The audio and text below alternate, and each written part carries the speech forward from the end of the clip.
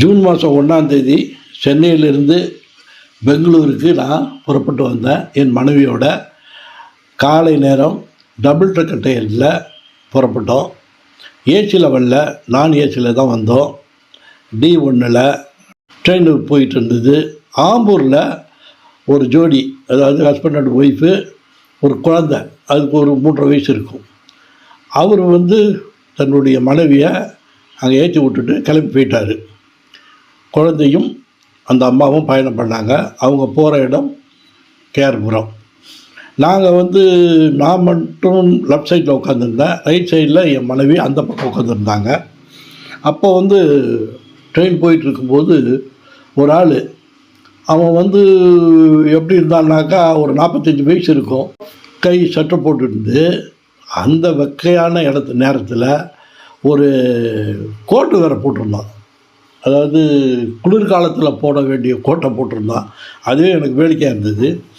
உட்காந்துருந்தவன் அப்போ அந்த குழந்த, அந்த அம்மா, அதுக்கு அப்புறம் அது விண்டோ சீட்டில் ஒருத்தவர், அவருக்கு ஒரு 65 வயசு இருக்கும். அவர் அந்த குழந்தையோட பேசிக்கிட்டு இந்த ட்ரெயினெல்லாம் சுற்றி காட்டுறேன் அப்படின்னு சொல்லிகிட்டு இருந்தார். இதே சமயத்தில் இவன் எய்த்த மாரி உட்காந்துருந்த அந்த ஆள் அந்த குழந்தைய பார்த்துக்கிட்டே இருந்தான் ரொம்ப நேரம். நான் விண்டோ சீட்டில் உட்காந்துருந்தேன். இவன் என்னடா அப்படி பார்க்குறானே, அந்த குழந்தையும் அப்படி பார்க்குறான், அந்த பொம்பளையும் அந்த பார்க்குறான். அந்த பெண்ணுக்கு வயசு 35 வயசு சொல்லியிருக்கேன். படித்தது மாதிரி தான் தெரியுது. ஆனால் அது எல்லாரையும் நம்புகிற மாதிரி அதனுடைய முகம் அமைப்பு இருந்தது. அந்த குழந்தைய பார்த்தவன் செல்லை காட்டி கையை பிடிச்சி இழுத்துக்கிட்டே இருந்தான். அது வரமாட்டேங்குது. இது கிட்டத்தட்ட ஒரு 5-6 நிமிஷமாக இது நடந்துக்கிட்டே இருந்தது. நான் வெளியே விண்டோவில் பார்த்துக்கிட்டு இருந்தவன் திரும்ப பார்க்குறான், அவன் இதையே பண்ணிகிட்டு இருந்தான். என்னால் பொறுக்க முடியல. கையெடு, எதுக்காக அந்த பொண்ணை குழந்தைய கூப்பிட்றேன், அதான் வரமாட்டேங்குதுல்ல, பையா தொட்ட உதப்பேன் பாரு. இன்னும் பயங்கர கடுப்பில் கத்திட்டேன். இந்த அம்மா கம்முன்னு இருக்குது. ஏன்னா தான் குழந்த எல்லாரையும் நம்புறக்கூடிய அந்த முகம் எல்லோரும் நல்லவங்கன்னு நினைக்குது. அப்படி கிடையாது இந்த உலகங்கிறது, அதுக்கு தெரியல. அது கம்முன்னு இருக்குது. அது சார்பாக நான் குழந்தைய தொட்ட நடக்கிறது வரணுன்னா அவன் சிரிச்சுக்கிட்டே கையெடுத்துட்டான். கம்முன்னு என்னை பார்த்து சிரிக்கிறான்.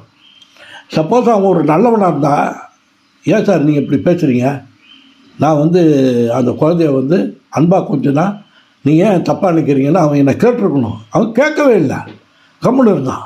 பக்கத்தில் இந்த வயசானவர், அவர் குழந்தையவா நான் ட்ரெயினெல்லாம் சுற்றி காட்டுறேன், நீ யார் குழந்தைய சுற்றி காட்டுறதுக்கு? அந்த சத்தம் போட்டதுன்னா அந்த ஆள் கம்முன்னு உட்காந்துட்டான். ஏன்னு சொல்கிறேன்னா, எல்லாரையும் நம்பிடாதீங்க. அதாவது ட்ரெயினில் போகும்போது குழந்தையோட போகிறவங்க கொஞ்சம் கேர்ஃபுல்லாக இருங்க. இவ்வளோ தூரம் அந்த பொண்ணு பார்த்தா படித்தது மாதிரி இருக்குது, அது கம்முன்னு இருக்குது, அது சிரிச்சுக்கிட்டே இருக்குது. இது என்ன செய்யுது? இப்படிலாம் சம்பவங்கள் நடக்குது. குழந்தைங்களை எக்காரத்தை விட்டோம் பக்கத்தில் கொடுக்குறது, அக்கத்தில் கொடுக்குறது, கொஞ்சிறது, இதெல்லாம் கேர்ஃபுல்லாக இருங்க. உங்கள் கண்ணு முன்னாலே ஏதாவது நடக்கலாம். அவனுடைய அவனை பார்க்கும் போதே ஒரு அயோக்கியம் மாதிரி தெரியுது, பேசாமல் இருக்காங்க. அவன் ஒரு நல்லவனாக தான் எழுத்து கேட்டுருக்கணும், கேட்க முடியல. இப்படி பல சம்பவங்கள் நடக்கிறது.